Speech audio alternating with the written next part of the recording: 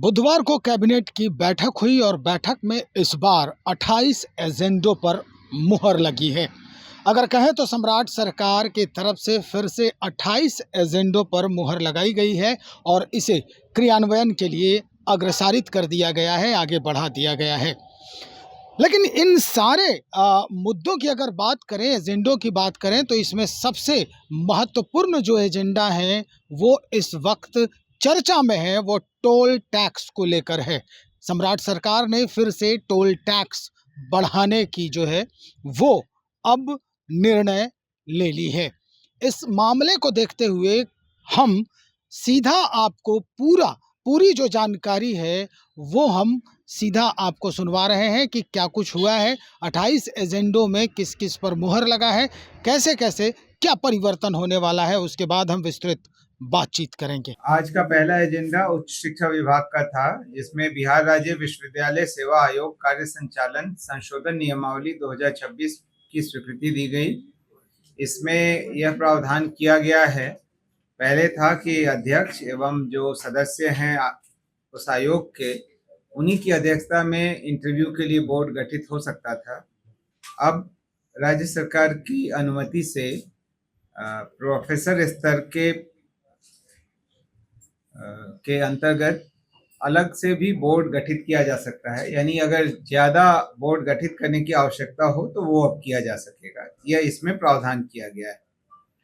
कला एवं संस्कृति विभाग का अगला एजेंडा था, जिसमें सोमनाथ स्वाभिमान पर्व 1000 वर्ष की अटूट आस्था के उपलक्ष्य में 20 जुलाई 2026 को लगभग 1100 श्रद्धालुओं का 2 दिवसीय सोमनाथ यात्रा का आयोजन किया गया है और उसके लिए सभी व्यवस्थाओं हेतु 2,50,00,000 रुपए की स्वीकृति दी गई। खान एवं भूतत्व विभाग का अगला एजेंडा था, जिसमें बिहार राज्य अंतर्गत पत्थर भूखंडों की बंदोबस्ती ई नीलामी सह निविदा के माध्यम से कराए जाने हेतु समाहर्ता यानी कलेक्टर को शक्ति प्रत्यायोजित करने तथा अनुमोदित जिला सर्वेक्षण प्रतिवेदन में आकलित वार्षिक खनन योग्य पत्थर की मात्रा में स्वामित्व दर से गुणा करने पर प्राप्त होने वाली राशि में 25% की वृद्धि कर प्रथम वर्ष के लिए न्यूनतम सुरक्षित मूल्य का निर्धारण किए जाने की स्वीकृति के संबंध में, यानी रॉयल्टी दर में 25% की वृद्धि की गई।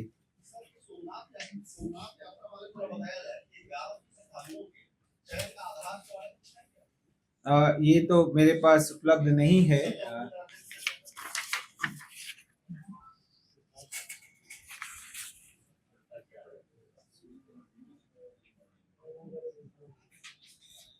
मेरे ख्याल से अलग अलग जिलों से जो इच्छुक लोग होंगे वही होंगे, लेकिन इसमें स्पेसिफिक लिखा नहीं है, ये विभाग ही आपको बता पाएगा।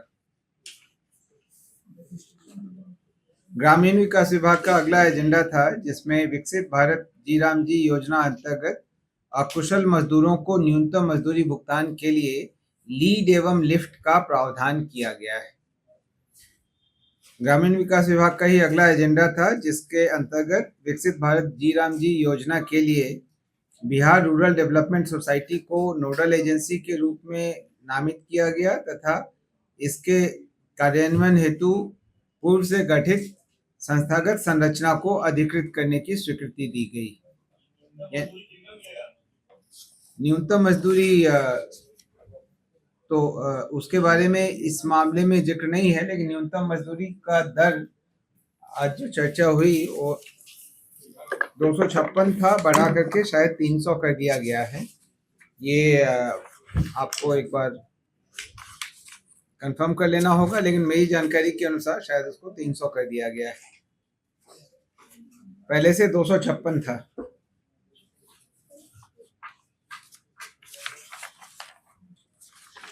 गृह कारा विभाग का अगला एजेंडा था, जिसमें केंद्रीय कारा बक्सर की भूमि में से 1 एकड़ 90 डिसमिल भूमि, जिस पर वामन भगवान मंदिर अवस्थित है, इसको मंदिर के विकास, सौंदर्यीकरण एवं प्रवेश हेतु सहज व्यवस्था बनाने के उद्देश्य से वामन भगवान मंदिर हेतु चिन्हित कर कारा परिसर से पृथक किया गया और कारा की सुरक्षा को अप्रभावित रखने के लिए मंदिर परिसर के 3 तरफ से कटीले तार सहित 14 फीट की चहारदीवारी का निर्माण कराने की अनुमति दी गई।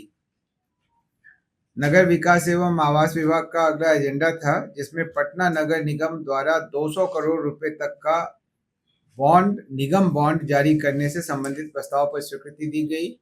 म्यूनिसिपल बॉन्ड अन्य राज्यों में पूर्व में निर्गत किए गए हैं। बिहार में यह पहला अवसर होगा जब पटना नगर निगम म्यूनिसिपल बॉन्ड निर्गत करेगा।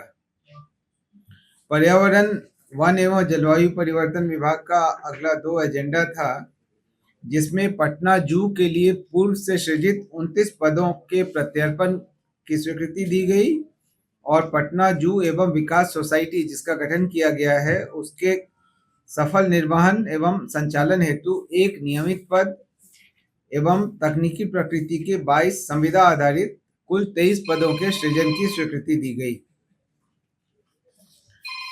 पंचायती राज विभाग का अगला एजेंडा था, जिसमें 16वें वित्त आयोग की अनुशंसा के आलोक में वित्तीय वर्ष 26-27 से 30-31 तक भारत सरकार से प्राप्त होने वाली बेसिक एवं निष्पादन अनुदान हेतु कुल 51,923 करोड़ रुपए अनुदान की राशि को राज्य के त्रिस्तरीय पंचायती राज संस्थाओं के बीच वितरण, उपयोग, क्रियान्वयन एवं व्यय की स्वीकृति दी गई। यानी इस वित्तीय वर्ष में 51,923 करोड़ रुपए प्राप्त होंगे, जो कि पिछले वित्त आयोग की अनुशंसा के अनुसार करीब 21,000 करोड़ रुपए थे। परिवहन विभाग का अगला एजेंडा था, जिसमें बिहार राज्य पथ परिवहन निगम के अधीन 31 बस डिपो को पीपीपी मोड पर विकसित किए जाने हेतु सैद्धांतिक स्वीकृति दी गई।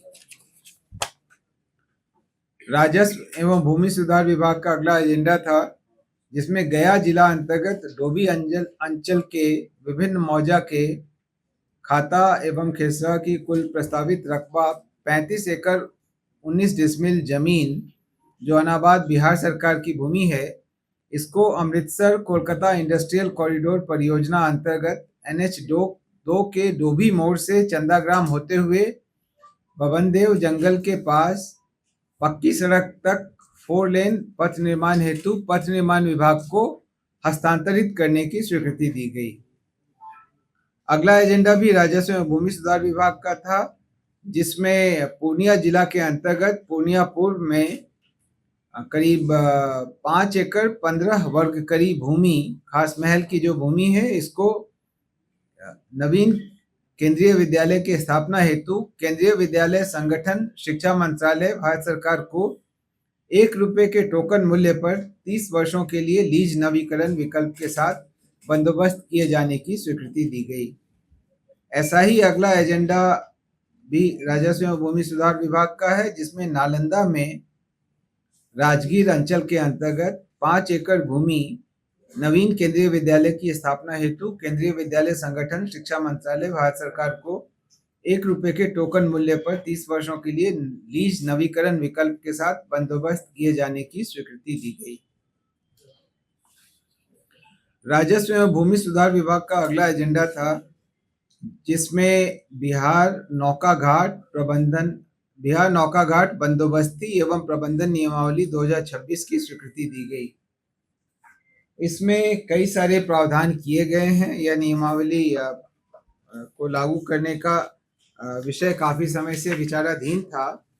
इसमें जो प्रावधान किए गए हैं उनमें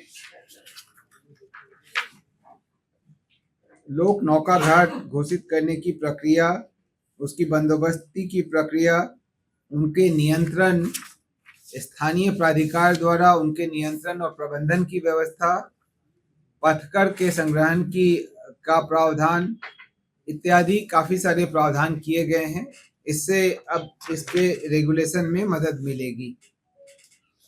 राजस्व एवं भूमि सुधार विभाग का ही अगला एजेंडा था, जिसमें श्रीमती सोनी कुमारी, जो तत्कालीन राजस्व अधिकारी सह कानूनगो थी, राजस्व सर्वे प्रशिक्षण संस्थान शास्त्री नगर में एवं वर्तमान में निलंबित थी, उन्हें सरकारी सेवा से बर्खास्तगी, जो सरकार के अधीन भविष्य में नियोजन के लिए निर्भरता होगी, का दंड अधिरोपित करने की स्वीकृति दी गई।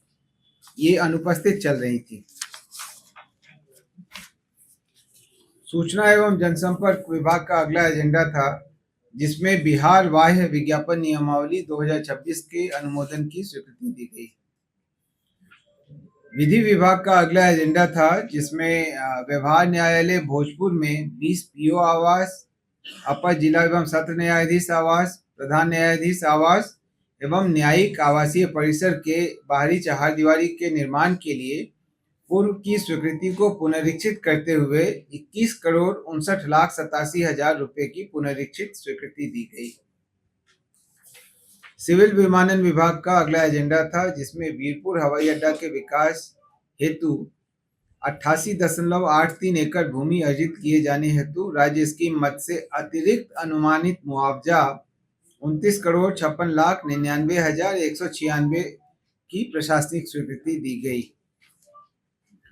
पर्यटन विभाग का अगला एजेंडा था जिसमें बिहार राज्य पर्यटन विकास निगम लिमिटेड के अंतर्गत एक अपर प्रबंध निदेशक एवं एक महाप्रबंधक ऑपरेशन एवं वित्त अर्थात कुल 2 पदों के सृजन की स्वीकृति दी गई। उद्योग विभाग का अगला एजेंडा था जिसके अंतर्गत राज्य में औद्योगिक क्षेत्र के विकास हेतु भूमि अधिग्रहण तथा अवसंरचना के विकास हेतु वित्तीय संस्थाओं से कतिपय शर्तों एवं राज्य सरकार की गारंटी पर 25,000 करोड़ रुपए का वित्त पोषण प्राप्त करने हेतु आधारभूत संरचना विकास प्राधिकार आइडा को प्राधिकृत करने की स्वीकृति दी गई। 1000 करोड़ रुपया लोन लेगा क्या आइडा? आइडा राज्य सरकार की गारंटी पर समय समय पर विभिन्न संस्थाओं से ऋण लेगा और उनको लॉन्ग टर्म में चुकाएगा।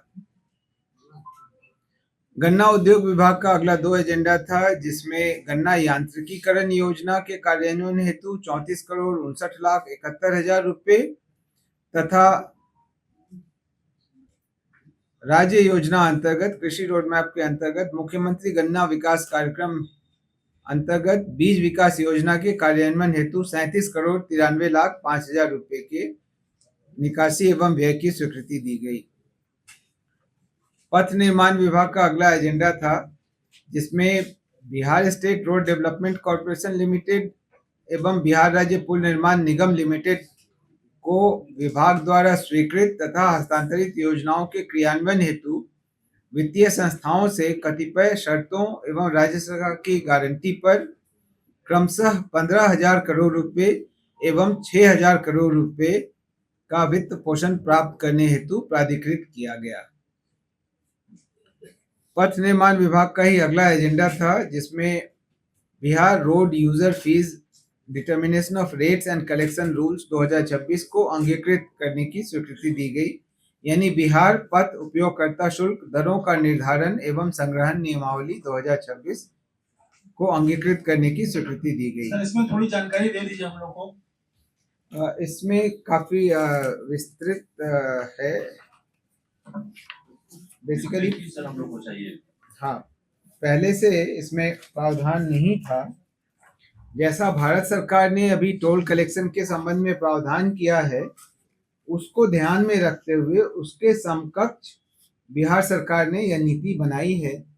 पूर्व में इसके पहले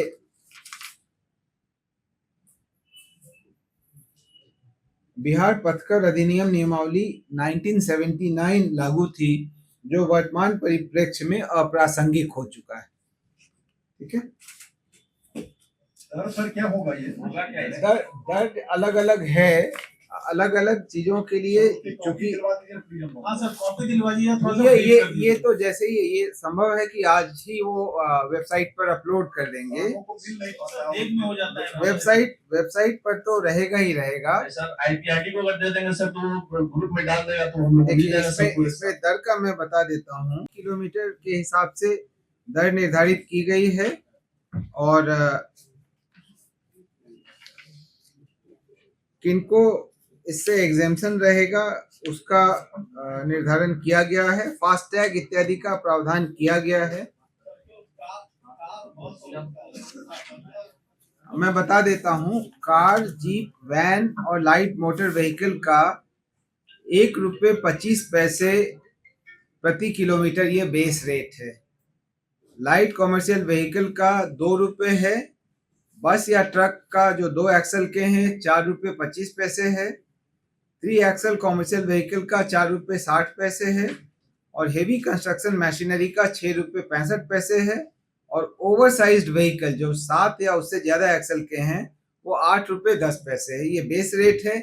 इसके अलावा और कुछ प्रावधान किए गए हैं। कितना किलोमीटर वो टोल रोड कवर कर रहा है उन सबको ध्यान में रख करके उसका निर्धारण किया जाएगा। सर, ये बेहद महत्वपूर्ण एजेंडा है पब्लिक इंटरेस्ट का। अगर संभव हो तो पीआरडी को दे दिए ताकि हम लोग को मिल जाए, हम लोग उसको बढ़िया से प्रकाशित कर सकें। ठीक है, मैं विभाग को बोल देता हूँ, इसका संकल्प निर्गत करने के बाद पीआरडी को उपलब्ध करा देंगे। उद्योग विभाग का अगला एजेंडा था जिसमें बिहार औद्योगिक निवेश प्रोत्साहन पैकेज को 31 दिसंबर 26 अथवा नई औद्योगिक निवेश प्रोत्साहन नीति 2026 लागू होने की तिथि जो भी पहले हो तक विस्तारित करने की स्वीकृति दी गई। आप अवगत हैं कि पहले 30 जून तक ये लागू था, अब उसको बढ़ा करके 31 दिसंबर या नई नीति जो भी पहले लागू हो उस समय तक के लिए विस्तारित करने की स्वीकृति दी गई। अगला एजेंडा था राजस्व एवं भूमि सुधार विभाग का, जिसमें मधेपुरा जिला अंतर्गत नए केंद्रीय विद्यालय की स्थापना हेतु केंद्रीय विद्यालय संगठन शिक्षा मंत्रालय भारत सरकार को 1 रुपये के टोकन मूल्य पर 30 वर्षों के लिए लीज नवीकरण विकल्प के साथ 5 एकड़ 50 डिसमिल 156 वर्ग करीब भूमि बंदोबस्त करने की स्वीकृति दी गई। ऐसा ही एजेंडा मधुबनी का था अगला, जहां मधुबनी जिला अंतर्गत राजनगर में 5 एकड़ बिहार सरकार की भूमि पर नए केंद्रीय विद्यालय की स्थापना हेतु केंद्रीय विद्यालय संगठन शिक्षा मंत्रालय को भारत सरकार को 1 रुपये के टोकन मूल्य पर 30 वर्षों के लिए लीज नवीकरण विकल्प के साथ बंदोबस्त किए जाने की स्वीकृति दी गई। अगला एजेंडा भी राजस्व एवं भूमि सुधार विभाग का था, जिसमें शेखपुरा जिला अंतर्गत केंद्रीय विद्यालय की स्थापना हेतु पूर्व से कुछ भूमि हस्तांतरित की गई थी जो 5 एकड़ से कम हो रही थी, तो अतिरिक्त उन्हें 47.847 डिसमिल गैर मजरूआ मालिक भूमि 1 रुपये के टोकन मूल्य पर 30 वर्षों के लिए लीज नवीकरण विकल्प के साथ केंद्रीय विद्यालय संगठन शिक्षा मंत्रालय भारत सरकार को बंदोबस्त करने की स्वीकृति दी गई। सुना होगा कि भाई अब किस किस एजेंडे पर मुहर लगी है। हम आपको सबसे पहले बता दें कि टोल की बात तो हो ही रही है कि सम्राट सरकार अब नए ढंग से कर वसूली करने में अब अपनी अग्रणी भूमिका निभा रही है। हालांकि कुछ लोगों का ये कहना है कि भाई सरकार के ऊपर इतना दबाव है कि ये पैसे आखिर वसूले कहाँ से जाएंगे, तो सीधा ये जवाब आया है कि टोल टैक्स जो है उसके माध्यम से कुछ पैसे की उगाही होगी और उसके बाद जो बाकी निर्णय लिए गए थे चुनाव के वक्त उसमें उसको शामिल कर दिया जाएगा। टोल की बात करें तो 1 रुपये 25 पैसे छोटी गाड़ियों के लिए है और बड़ी और भारी गाड़ी को लिए 6 से 8 रुपये तक वसूले जाएंगे। वहीं दूसरे तरफ जी राम जी जो योजना है जो पहले मनरेगा हुआ करता था उसके लिए भी आवंटन किया गया है, उसके लिए भी रकम मुहैया करा दिया गया है और 1 जुलाई से ही ये कहा जा रहा है कि अब ये लागू हो जाएगा और सरकार के जो भी काम बचे पड़े हैं उस पर अब काम शुरू कर दिया जाएगा। स्थिति क्या है, कैसे इसको देखा जाएगा, क्योंकि टोल का मामला सबसे ज़्यादा इस वक्त सामने आ रहा है। आम जनता भी त्रस्त है कि भाई हम 1 रुपये 25 पैसे प्रति किलोमीटर के हिसाब से क्यों दें। हालांकि नीतीश कुमार 2018 में ही इस पूरे टोल व्यवस्था को बंद कर दिया था, लेकिन सम्राट जी जैसे ही मुख्यमंत्री पद पर आसीन हुए ये फिर से इसकी शुरुआत कर दी गई। आम जनता पर अतिरिक्त भार तो पड़ेगा ही, लेकिन अब स्थिति ये है कि भाई राजकोषीय जो व्यवस्था है उसमें इजाफा कैसे हो। तो चलिए इंतज़ार करें, देखते हैं कि किस तरह से इजाफा होता है और बाकी जो इनकी घोषणाएं हैं जो बाकी रह गई हैं, जैसे जीविका दीदियों को 2 लाख रुपए देना है, उसके बाद पेंशन योजना है 1100 जो कर दिया गया है, विधवा पेंशन और वृद्धा पेंशन ये भी कहा जा रहा है कि इसमें भी काफ़ी देरी हो रही है, बंद हो चुका है, इसमें भी पैसे बहुत महीनों से नहीं आए हैं। तो सारे इन चीज़ों को जो है कहीं ना कहीं स्थापित करना है और इसे कंटिन्यू करने की बात हो रही है। तो चलिए इंतज़ार करते हैं, देखते हैं, जैसे ही कुछ नई बात सामने आएगी हम आप तक ज़रूर पहुंचाएंगे। बने रहें बहुत शुक्रिया।